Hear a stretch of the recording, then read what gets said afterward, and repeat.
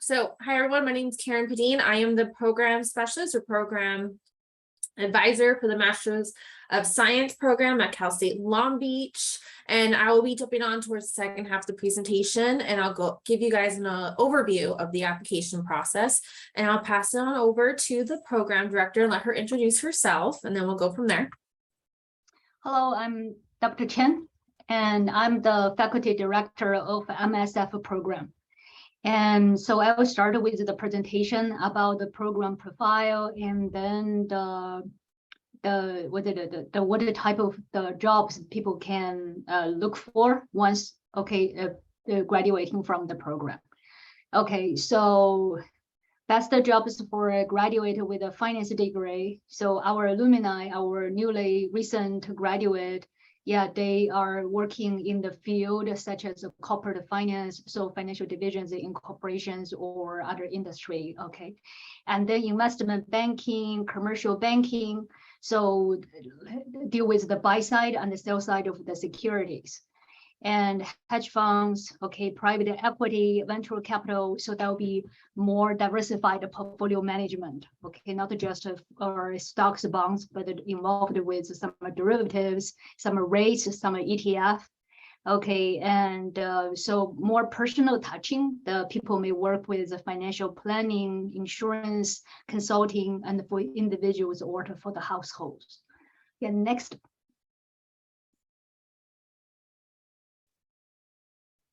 Okay, competition is tough, and both the soft skill and then the hard skills are required.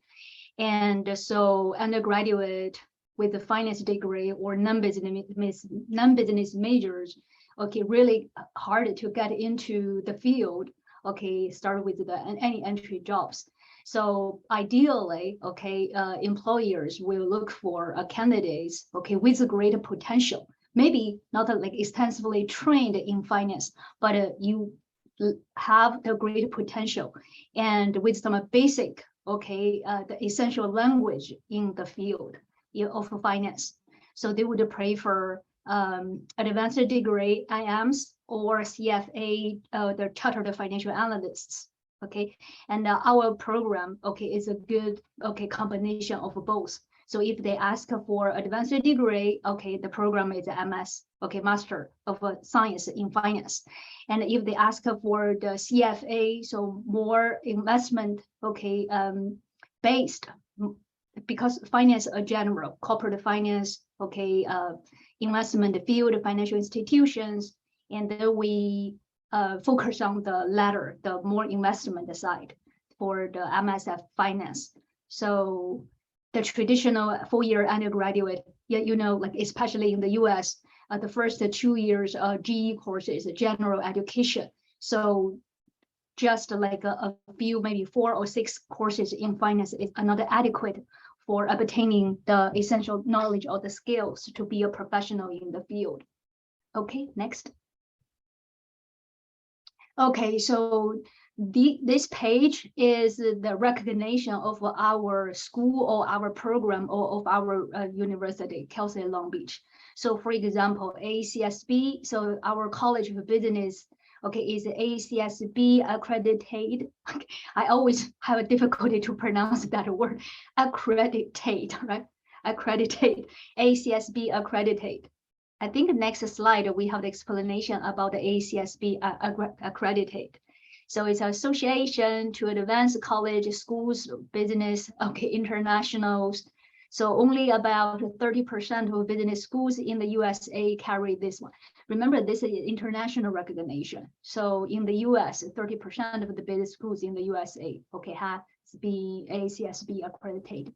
Okay, so when we look for jobs, I graduated with a PhD in finance. So when we look for jobs and we went over the goal, okay, we aim us will be like a worker for AACSB school. So it's like a kind of what the label or brand for business schools. And our college and both the college and the programs are ACSB recognized. Okay, next. Okay, so these are some not academia, but a public, okay, like a ranking or recognition of the program or the college. So for example, College of Business, okay, or the CSULB, CSULB is one of the most valuable schools in the US. Okay, valuable means, okay, best value for your money. So for the investment, well, teaching investment. So MSF or College of Business, Cal State Long Beach, economical wise, it's one of the best investments probably you would have made. So I'll explain later why. Okay, so according to a ranking by Money, the magazine, and then according to more than 20,000 data points. So that will be the number of schools, the number of the factors. Okay, next. So on cost and the quality, next slide. Is the ranking of our school in 2019. So we are number 13. Cal State Long Beach, okay, is number 13. And the price with average 8, the cost, this is a general, okay, on average about 10,000. And then the starting salary for new graduate. So here is undergraduate, it's about 51,000. Yeah. So if you look at the graduation rate and also the, for example, probably we are the one of the cheapest one, Cal State Long Beach. Yeah. And the others. I think the others, okay, after financial aid, possibly other, if you look, for example, last night I finished my undergraduate course. One of the students approached me, he's interested in the MBA program, and his VP highly recommended him. And then his VP graduated from UC Irvine. So he approached me, okay, and they said that how about the value and the price of our MBA program? And then because he cannot afford the tuition in UC Irvine, I don't know if it's true, but from his research, it costs like I think it's 110,000. Yeah, I think 11,000 or 100. Sorry. I cannot believe it. I think it's 110,000. Is that true? 100? Yeah, okay, for the whole program. And then I was surprised too. Okay, I was so. Okay, next slide. And okay, why Cal State Long Beach? And as I mentioned, affordability. Okay. So our program also we have it's a pros and the cons. Okay. Number one, okay, good side. It's a 1-year program. And we invited a few alumni to attend our orientation, okay, for the new cohort this year. These alumni commented that like 1 year of intensive work, and then you are able to open the door, knock the door to an attractive field. So nothing can beat that, okay, the attraction. So our program is 12 months, but as I mentioned, I wouldn't say bad side, but the downside, okay, when we make is probably deter many of the students is the curriculum is intensive.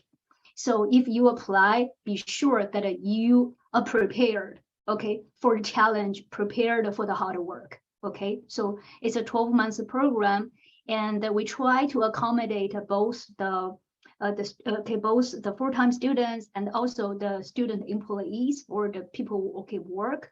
So currently all of our courses okay are offered in evening, like Monday to Thursday from 7 to 9:45.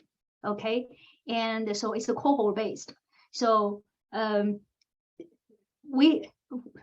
tuition is relatively low, but it's still people got the individual attention because our program, we try to control the size under 35 students.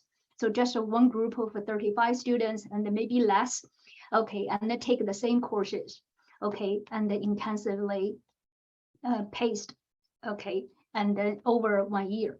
So it's a cohort based and facilitates the networking opportunities between students, between professors and the students, and also between the students and the alumni. So we have a close, okay, bonding, okay, in in the circle. And also we have great resources. Okay, we have a Bloomberg terminal, and the student have an opportunity to participate our BIG group. So BIG, okay, BIG program. So students, it's a student managed portfolios. So manage about $1 million, okay, right now. And then we also included the CFA materials, CFA notes, and the retail price about $700 before tax. Okay, but we include that in the costs. And so program, yeah, here talking about the tuition. So the cost, the tuition is approximately $19,000 for California residents and $30,000 for non-California residents. Hey, Karen, is the same for 30,000 for international as well? Do you know?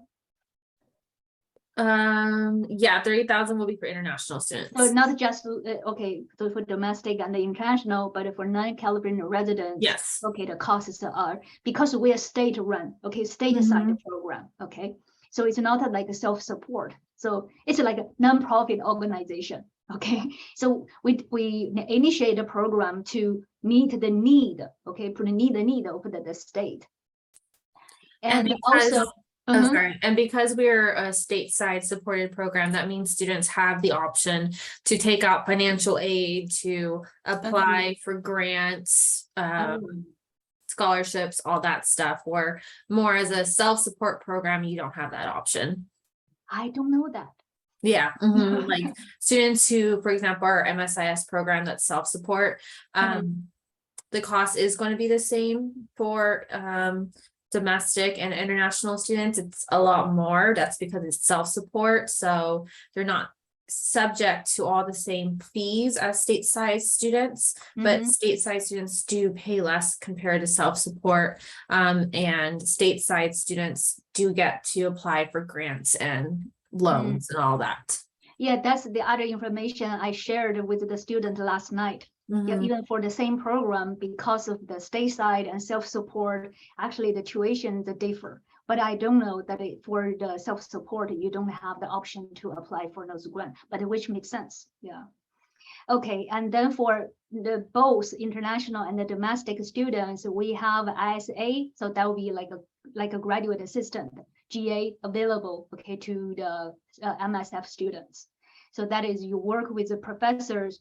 I think not just for financial wise, but also is like a good observation, okay, and to your professors. So for example, for the past 3 years, I keep writing recommendation letters to my GAs, okay, for my GA. Okay, so Bloomberg terminal, as I mentioned, we have, this is the same terminal, the platform, okay, and people use in the trading floor, okay, in the trading room. So we have 12 terminals, and then the student can, okay, self-study and then got the Bloomberg certified and then documented in their resume. So really make them stand up from the job in the job market. And then we have a diverse faculty, and so we have a CFA professionals, we have finance professors, and then we have a PhD credentials. Okay, credentials. Okay, so covering both the theories, okay, quantitative analysis knowledge, and also the live training. Okay, 12 months program. Okay, and then so 12 hours. So each course is 3 hours. So that means 4 courses in fall, 4 courses in spring, and 2 courses in summer. Okay, so in total, it's 10 courses and 30 semester hours. Next.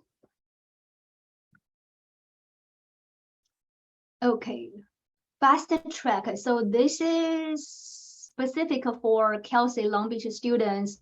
So finance major and maybe some approved like a math major and the econ major. Okay, if they take some sufficient finance courses, they can apply for the fast track. And for fast track students, okay, once approved, the students don't, okay, during the application process, okay, and they are not required to submit a video statement or letter of recommendations. And then to be eligible for fast track, and the last paragraph is about the conditions. So for example, minimum GPA, and then the cumulative GPA, upper division GPA, okay? So student can apply for the fast track before they graduate, to finish the college. So usually junior year, senior year. Okay. Next.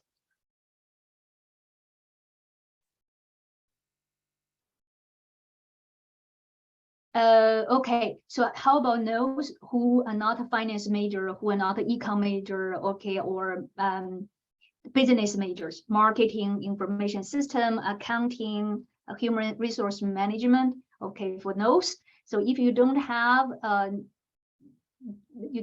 business major, okay, you can be accepted, we call it conditionally. So once you are conditionally admitted, and then you have to take one more course before fall semester. So that happened around July and August. So you will register and then take, we call the Finance 501, is a financial management concept. So can be online or regular, but in the past, before students coming to the campus, they usually choose to take the course remotely and with us, okay, with us. And usually in summer 3, okay, as I mentioned, July and August. So once you pass the course with a B or better grade, so A or B, and then you can, okay, formally start a program with the rest, so, okay, in fall. Next. Okay, alignment of MSF, the program, and the CFA curriculum. Our curriculum is designed to align with the topics covered in CFA exams. On the left-hand side, the column are the CFA topics. For example, ethical and professional standards, quantitative methods, econ, IFRA, okay, so and so. On the right-hand side is our specific course. So for example, 640 is the course title is a seminar in quantitative analysis. And 690, the course is a seminar in economics and international finance. Okay, so we cover all the topics in CFA level 1. Okay, level 1, and but don't view us or regard us as a CFA exam preparation program, because we are not. Okay, because we are not. So our education or the curriculum cannot replace your self-study of the CFA. Okay, so it's like you have to practice yourself with some exam tips, okay, with the question format. Okay, so some knowledge are useful, important, okay, when you work in finance, but those knowledge possibly not be taxable. Okay, so we cannot convert it into an exam like multiple CFA exams are multiple choice questions. So those cannot be converted to multiple choice questions, but they are tools essential in working the field. So for example, Python programming. Okay, so we don't have a Python training initially when we launched the program back in 2017. But the feedback from our alumni, feedback from employers, okay, we'd like to see our students have some basic programming skills. Okay, so it's beyond the CFA topics. Okay, so we provide Python training, self-study package in summer, okay, in late summer, okay, before you start the program. And then in fall and in spring, okay, we try to implement some Python practice in at least one of the courses. Okay, so as I mentioned, the program is challenging, but it's really worth it. Okay, the additional Python training, the package developed in-house. So our faculty developed the package, but they're all free, okay, to the MSF students. Okay, next. Okay, this is about the BIG program. Okay, so the student, okay, managed totaling $1 million by 3 portfolios. Okay, so team-based presentation in intensive environment, and the students, okay, attended multiple, okay, competition. We have a very good ranking nationally. Okay, and then in those competition, so the students have a good network, okay, observations with well-known, okay, and the bigger companies. So for example, I know like in November, the BIG will go to PIMCO, okay, and then to do the presentation and have some on-site training. So the students, yeah, encouraged to familiar themselves with the Bloomberg, and then yeah, the quality of a BIG is reflected in the success of its alumni, okay, a number of the students, okay, and the work in prestigious investment firms, including Goldman Sachs, okay, PIMCO. So for example, PIMCO, actually they approached us and then mentioned that they would like to keep ongoing, okay, relationship with us, and then send our students to their internship, and then also keep asking us to recommend some newly graduated to them. Okay, actually, Karen, I would like to say something on November 8th when we have the meeting, okay, with the David Club, and then I have already, okay, sent the emails to a couple of newly graduates, but they already got the jobs. So I need to spread the word to see who are available, okay, active in in the job market. Next.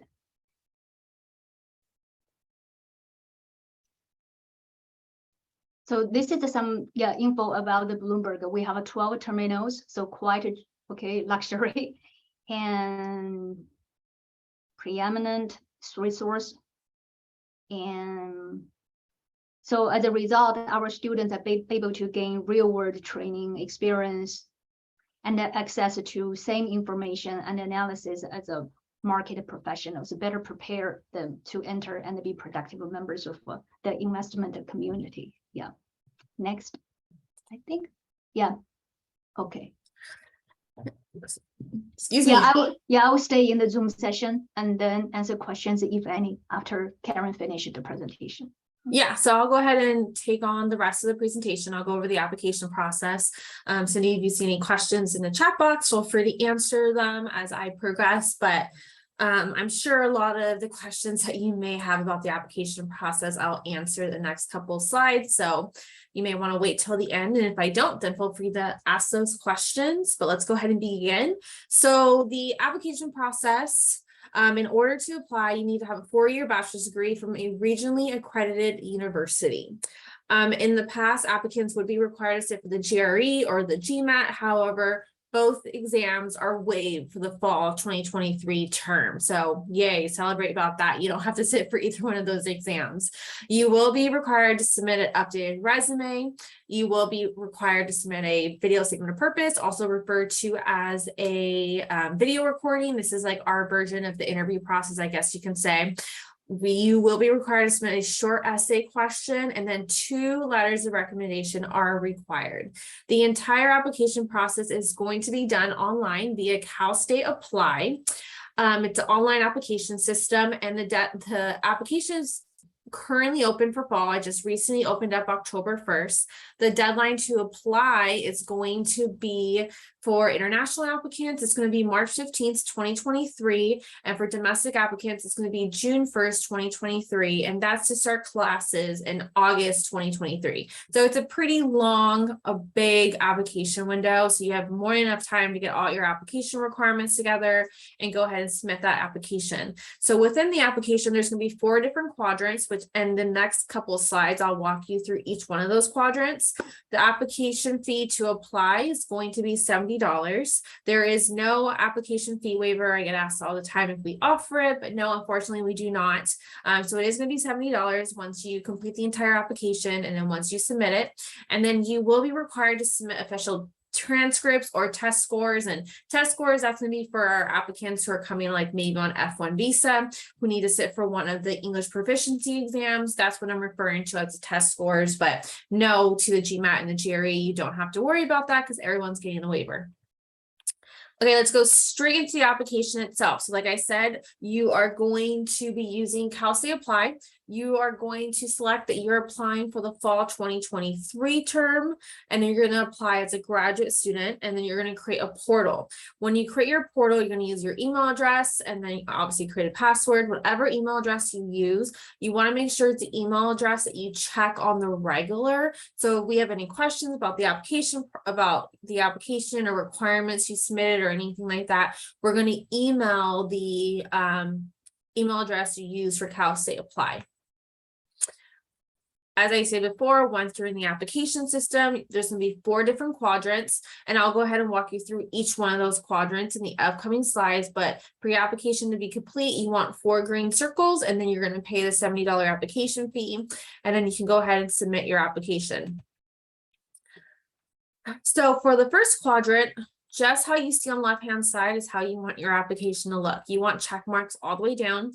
There's nothing in this quadrant that you are going to skip. You're going to go through each section and you're going to fill out the information requested from you. It's going to be pretty much your background information, demographic information, things like that. Next quadrant, the second one is going to be academic history. There's going to be 3 different sections within this quadrant, and the first one is going to be colleges attended. So for colleges attended, this is where you are going to, I just totally drew a blank. This is where you're going to go ahead and list out all the colleges you attended in the past. So any community colleges where you got your bachelor's degree. You're not going to upload any transcripts or anything into this section. You just want to go ahead and list the schools that you attended in the past. For GPA entries, you just want to go ahead and give us your best guess of what you believe your most up-to-date or current GPA is. If you're not 100% sure, it's totally fine. When Enrollment Services goes in and does your evaluation to your transcripts and everything, they are going to go ahead and update the section for us and then provide us with an updated GPA. But regardless, so you get that check mark and you move on to the next quadrant, make sure you just give us your best guess. For a standardized test, it's going to ask about the GMAT and the GRE waiver here. You can just go ahead and check off and say, I'm not submitting, or I am receiving a waiver. So just check off you're getting a waiver and you're good to go. If you are required to sit for one of the English proficiency exams, for example, the TOEFL or exam like that, you can go ahead and give us your best guess of what your score is or what you hope your score is going to be, just in case you haven't sat for the exam yet. Again, it's okay if it's not 100% up to date, because regardless, Enrollment Services is going to go in and update this section for us. Once you're done with the second quadrant, you're going to move into the third quadrant. This one's really easy. There's going to be only one section, which is going to be an experience tab. And all you have to check off is say, I'm not submitting any information. That's it. This quadrant is really more focused, or I guess, yeah, focused towards undergraduate students. As a graduate student, you don't have to worry about this quadrant. So that's why you just want to go ahead and check off and say, I'm not submitting any information. Then you move on to the fourth and final quadrant, which is the most important one. This is going to be the main one that me and Cindy will be reviewing to determine your admissions into the program. So this is definitely the main section you want to pay attention to, or the main quadrant. So the first section within that quadrant is going to be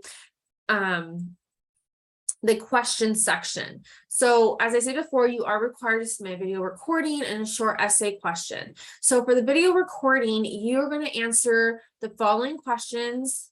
You're going to record yourself. You want to present yourself like you are applying somewhere, like it's an interview.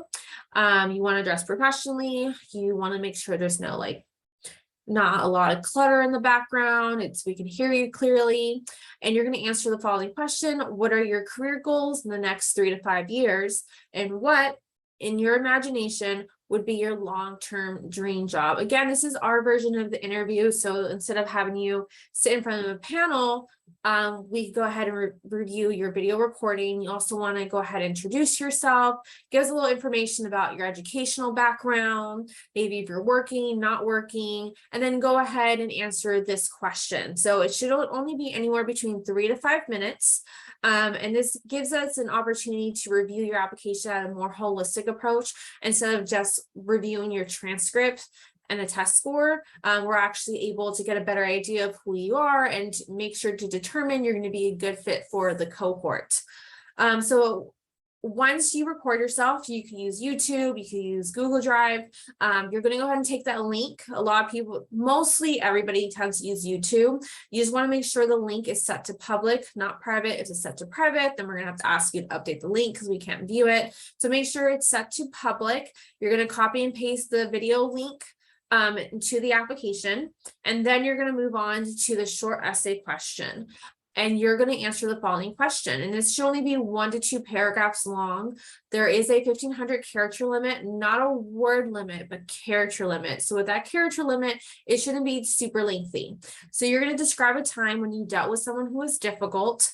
How did you handle that situation? What would you do differently if you can do it over again? So again, 1 to 2 paragraphs, and you're going to copy and paste your response into the questions tab. And then you're going to move on to the second section within quadrant 4, which is going to be documents. And I just realized I should have updated this slide and I didn't. So this is going to be a new update that they're doing this fall term. So within the documents section, quadrant 4, you are going to upload your resume. So you're going to update it, upload your resume, but you also do now have the option to upload an unofficial transcript to this section.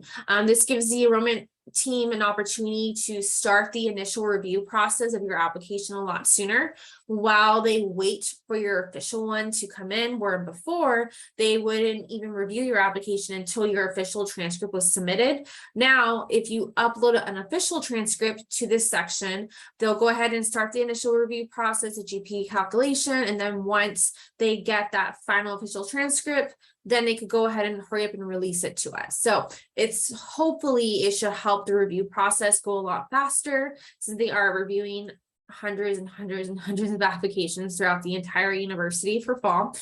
So again, you could upload your updated resume, and then you're going to upload your unofficial transcript if you would like to.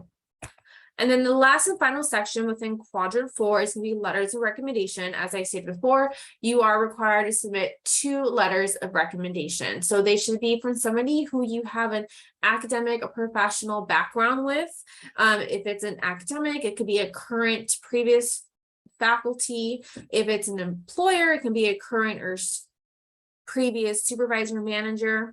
And then you're going to have them go ahead and type out a letter on behalf of you. And I get asked all the time, what should my recommender include in the letter? And here is some bullet points, examples of what you can literally copy and paste and send to your recommender. I am going to send you guys a copy of today's presentation. I'm going to send you like a PDF version, the recording of the session.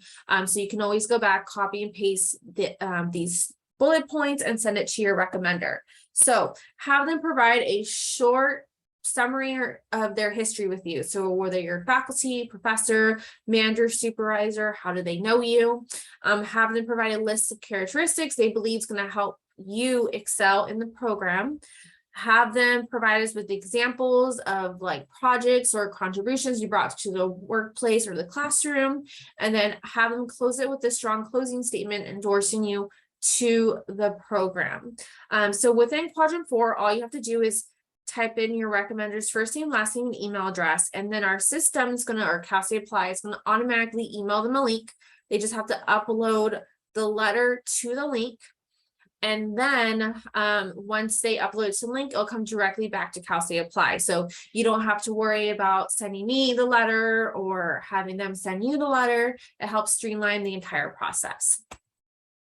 Okay, so once you're done with that 4th and final quadrant, so letters of recommendation, at that point, you should go ahead and get your 4 green circles, and then you're going to go ahead and submit your application.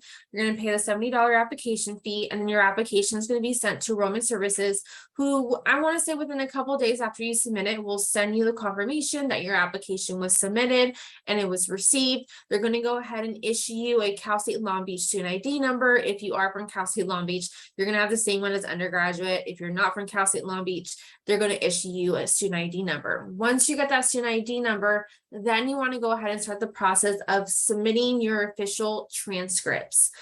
So again, wait till you get the ID number before you submit your transcript. If you do it beforehand, it's just going to sit in an unknown pile because they don't have your application yet. So you just want to make sure you submit your application then go ahead and submit your official transcript. For domestic applicants, you have the opportunity to submit your transcript electronically. That's the email address you want to go ahead and use, or you can mail in a physical official version of it on the mailing address on the screen. Just make sure you include your student ID number. For international applicants, so students who are going to go ahead and attend on an F1 visa or any other type of visa, you too have to go ahead and submit your official documentation. So again, you could upload an official one to Cal State Apply. You still have to go ahead and submit that official one too. And then when you do, you too can mail in a physical version, make sure it's sealed, not open. Go ahead and include on this top of the envelope your student ID number, and they are now allowing international students to submit electronic versions of their official transcripts as well. Your university will go ahead and directly email our university and mail in that official transcript, and you will email it in to the email address on the screen. Okay, almost done. Just hang in there with me. So some frequently asked questions. Can you complete the program part-time? No, so this is going to be a full-time program only. So it's pretty intense, 1 year, get in, do what you have to do, get out. So it's fall, spring, summer. You still have the opportunity to work full-time if you want to. We do have students who work full-time and do programs if the classes are in the evening, 7 o'clock. As Cindy stated, you could, one semester you can have classes Monday through Thursday, 7 to 9:45, or you can have Monday through Wednesday and then one Saturday morning class. Every semester it changes. But yeah, it's 100% full-time. You're not able to do it part-time, and with full-time, you're doing 4 classes per semester. So 4 classes in the fall, 4 in the spring, and then 2 in the summer. And in those summer semesters, there's shorter versions. I believe, are they 8-week sessions, Cindy, or 10? Sorry. 8 week. Yeah, so your summer session will be 8-week sessions. And then after that, you'll sit for your comprehensive exam. What is the cost of the program? Cindy already went over that. And then yes, Cindy also went over this too, the CFA exam. We do provide test prep materials for that.